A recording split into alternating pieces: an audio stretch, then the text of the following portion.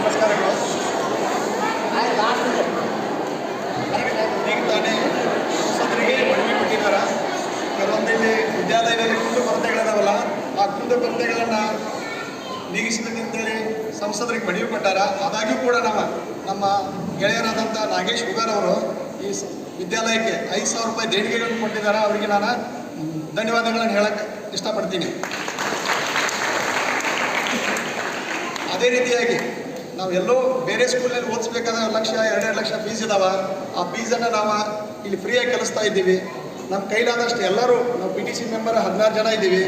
ಅದ್ರ ಜೊತೆ ತಾವೆಲ್ಲರೂ ಕೊಡ್ಕೊಂಡ ನಾವು ದುಡ್ಡು ಹಾಕ್ತೀವಿ. ಇದು ವಿದ್ಯಾಲಯದ ಆಜ್ಞೆ ಅಂತಲ್ಲ, ಈ ನಮ್ಮ ಒಳಗಡೆ ಮಾತಾಡಿಕೊಂಡು ನಮ್ಮ ಮಕ್ಕಳಿಗೆ ಏನು ತೊಂದರೆ ಇದಾವಲ್ಲ, ಈ ತತ್ಕ್ಷಣ ಈ ತೊಂದರೆಗಳನ್ನು ನಾವು ಸರಿಪಡಿಸ್ಕೊಳ್ಳೋದಕ್ಕಾಗಿ ನಿಮ್ಮ ಸಾಮರ್ಥ್ಯಕ್ಕೆ ಅನುಗುಣವಾಗಿ ಇಷ್ಟೇ ಕೊಡಬೇಕಂತೇನಿಲ್ಲ.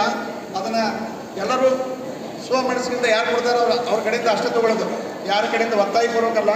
ಈ ನಾಗೇಶ್ ಅವರು ಹೆಂಗೆ ಕೊಟ್ಟಾರಲ್ಲ, ಅದೇ ರೀತಿ ನೀವೆಲ್ಲರೂ ಕೂಡ್ಕೊಂಡು ಸ್ವಲ್ಪ ಹಣನ ಒಟ್ಟಿಗೆ ಕೊಡಿಸಿ ಏನಾದರೂ ಸ್ವಲ್ಪ ವಿದ್ಯಾಲಯಕ್ಕೆ ಅನುಕೂಲ ಆಗೋ ರೀತಿ ನಡ್ಕೊಳ್ಳೋ ಅಂತ ಹೇಳಿ ನನ್ನ ಅನಿಸಿಕೆಯನ್ನು ತಮ್ಮ ಮುಂದೆ ವ್ಯಕ್ತಪಡಿಸ್ತಾ ಇದ್ದೀನಿ. ನಮಸ್ಕಾರ.